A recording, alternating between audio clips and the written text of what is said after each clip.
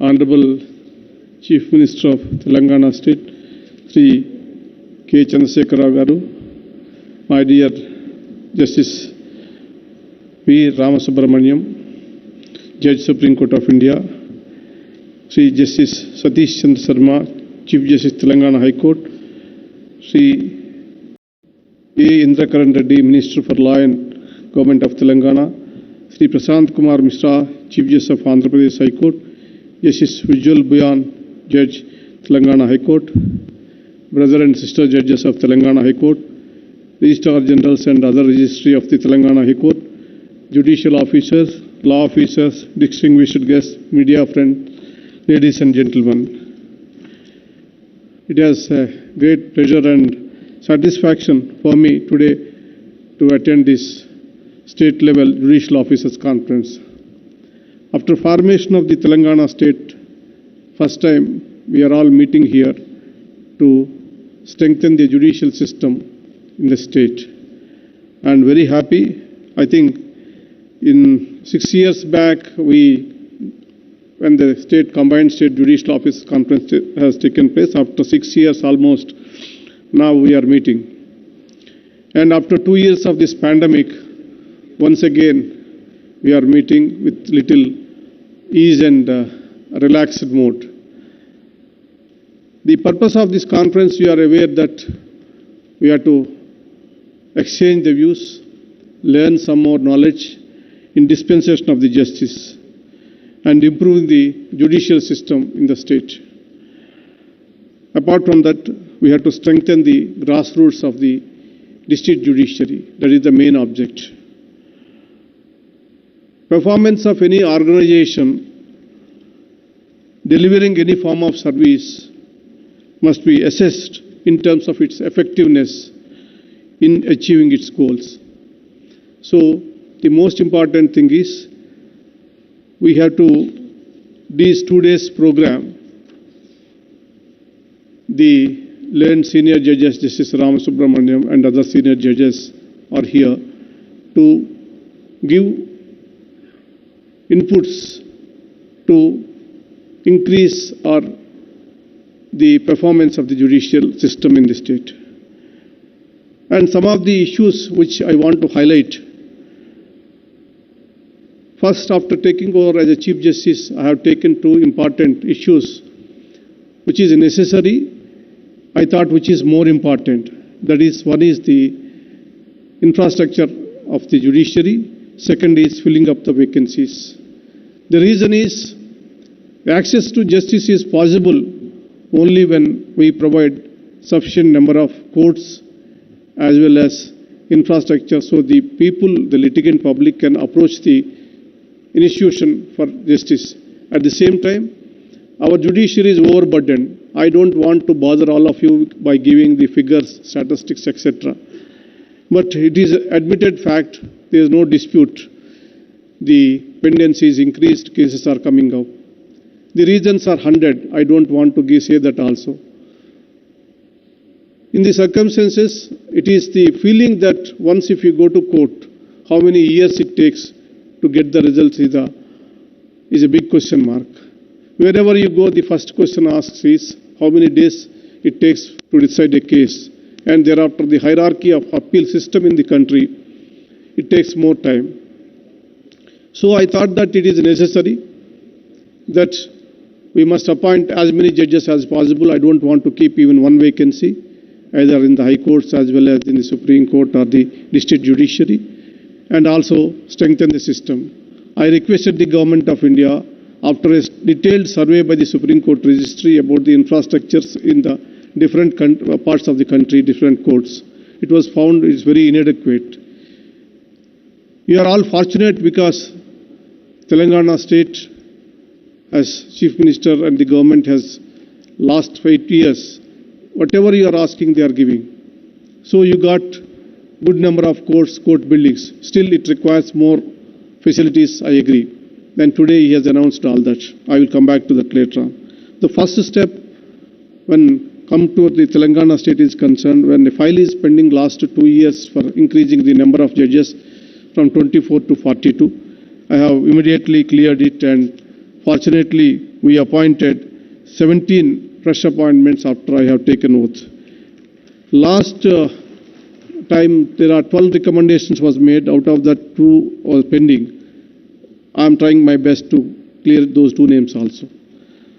And second thing is that some of the issues which are related to the judicial officers and all that, I will just read out those things, and I will request the speech, written speech, to circulate to the officers so it saves the time. I request the judicial officers to create a congenial environment for the litigants. The litigants would be under a lot of stress. We should try to make them feel at ease. Always remember the human aspects of the dispute. Law cannot be far from equity. It is important to project the human face of the judiciary whenever you have scope for invoking your discretion. You must sensitize yourself to different vulnerabilities of the parties, minors, women, persons belonging to the weaker sections of the society, persons with disabilities, etc. might all have different requirements. Treat everyone with respect. The role of you play in highly significant in the constitutional scheme. Apply your mind independently on the materials presented before you. For instance, the requirement of the Criminal Procedure Code are not mere formalities. They are all an important check on the executive excesses and represent substantive rights of the accused. The law is consistently changing. The High Courts, the Supreme Court give numerous pronouncements on diverse subjects daily. Legislations are passed and guidelines and circulars are published frequently. You must keep yourself updated. Learning in this field never stops. Only when you are aware about the changing law and precedents, you will be able to apply the same to the cases before you and ensure justice. I also urge all of you, keep abreast with the changes in the other fields like science and technology. Very often, you might be confronted with the novel cases relating to the same. Most importantly, perform your judicial duties without any fear. I am aware of the increasing physical attacks on judges. I am doing my utmost to prevent such occurrences. Directions were issued to improve the security of the judicial officers, both inside and outside courtrooms. I also urge all of you to take care of your health, both physical and mental. There is a lot of work and stress that we as judges must face. Take care of your family and spend time with spouse and children. However, you must take out time every day to ensure you remain fit. Only if you are healthy, you can continue to perform your judicial duties effectively. I know your financially well-being is a very important factor. Only when you are free from financial worries, you will be able to give your best. Let me assure that I am taking that issue related to the pay commission, and you will soon get a good news in this front. You must uphold the solemn oath you have taken on the Constitution. A judge is judged not only by equality of his judgment, but also by his character, transparency, and impeccable integrity. In the last 2 years, we will have suffered immensely due to pandemic. We tried to minimize the loss of court hours by using modern technologies. With pandemic becoming less intense, the constitutional courts have been functioning with full potential. I want you all to come out of the fear of pandemic. Please make sincere effort to spare extra time for court beyond regular court hours. I am sure you all are going to do your bit to deal with the backlog. Without improving the internal efficacy of the system, we cannot assure effectiveness. Targeted action and effective case management can bring down a big difference. And choose the ADR methods whenever possible. The district judiciary is the foundation of this institution. Only if the foundation is strong, the system will flourish. It is for all of you to work in the direction to see the flag of the judiciary fly high. Telugu వాడిని అయ్యుండి 2 నిమిషాల సేపు తెలుగులో మాట్లాడాలనేటువంటి కోరిక నాకుంటుంది. మరి చిరకాల మిత్రుడు, ఈ రాష్ట్ర ముఖ్యమంత్రి, అదేవిధంగా న్యాయ వ్యవస్థకు కూడా మిత్రుడైనటువంటి గౌరవనీయులు చంద్రశేఖరరావు గారి గురించి పదే పదే చెప్పాల్సిన పని లేదు. ఈ రోజుల్లో తెలుగు సామెతలు కూడా కరువు అయిపోతున్నాయి. మీ అందరికీ తెలుసు, చిన్నప్పుడు చేతికి ఎముక లేదంటారు, దానికి ఆయనే ట్రేడ్ మార్క్, ఆయనే గుర్తు. ఇప్పుడే మీరు విన్నారు ఆయన కురిపించినటువంటి వరాల జల్లు. వివిధ రంగాల్లో అభివృద్ధి చెందుతున్నటువంటి తెలంగాణ న్యాయ వ్యవస్థ కూడా అదే అగ్రశ్రేణిలో ఉండాలని ఆయన పడుతున్నటువంటి తపన, మనకి ఇస్తున్నటువంటి సహకారానికి న్యాయ వ్యవస్థ తరపున, ప్రత్యేకించి తెలంగాణ రాష్ట్ర న్యాయ వ్యవస్థ తరపున కృతజ్ఞతలు తెలియజేసుకుంటున్నాను. దాదాపు 4320 ఉద్యోగాలని క్రియేట్ చేశారు. ఇవాళ దేశవ్యాప్తంగా కేంద్ర ప్రభుత్వం కానీ వివిధ రాష్ట్రాలు కానీ ప్రభుత్వ ఉద్యోగాల సంఖ్య తగ్గించడం ఎలా, కాంట్రాక్ట్ బేస్ మీద ఉద్యోగులను అపాయింట్ చేసేటువంటి పరిస్థితుల్లో మరి 4320కి పైగా ఉద్యోగాలని సృష్టించడం అంటే సామాన్యమైనటువంటి విషయం కాదు. మరొకసారి కృతజ్ఞతలు తెలియజేస్తున్నాను ముఖ్యమంత్రి గారు.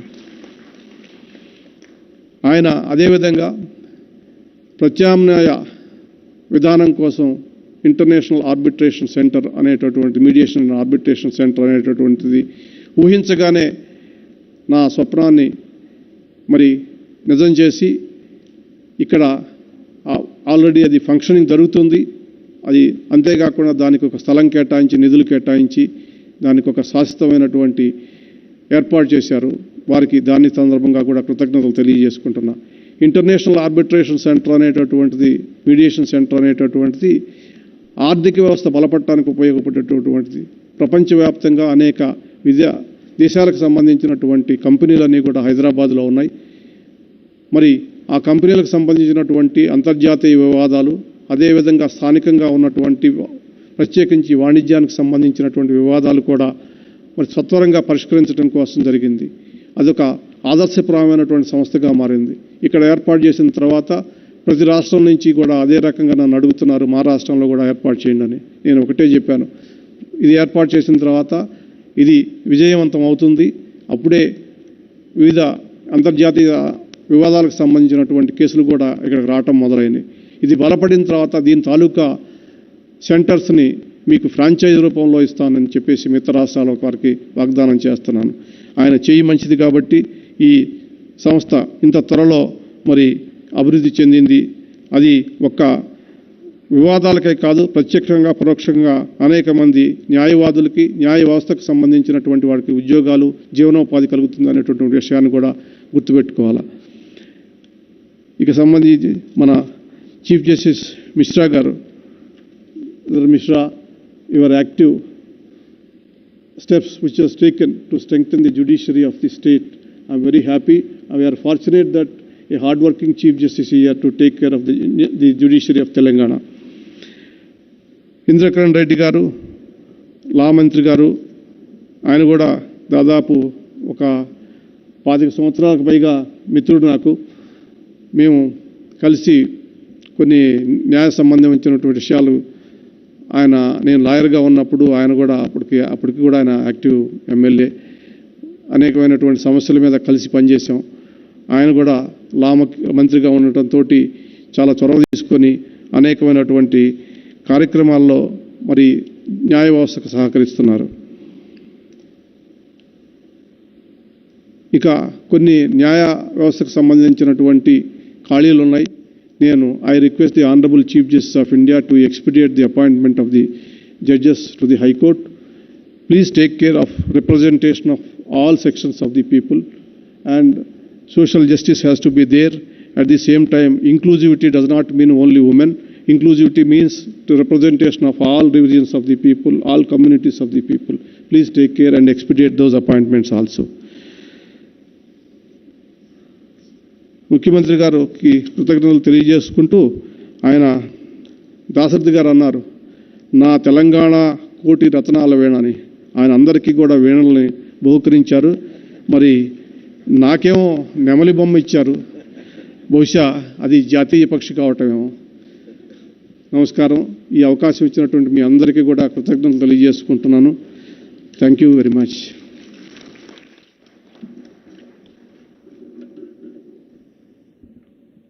Thank you, my Lord, for your valuable insights and inputs and for emphasizing on the role of judiciary in the dispensation of justice. we shall strive for our betterment in every aspect emphasized by my Lord. At the end of the inaugural session, it is now time to felicitate the honorable dignitaries on the dais, and I would request Honorable Sri Justice Satish Chandra Sharma Garu, Chief Justice, High Court for the State of Telangana, to felicitate Honorable the Chief Justice of India, Sri Justice N.V. Ramana Garu.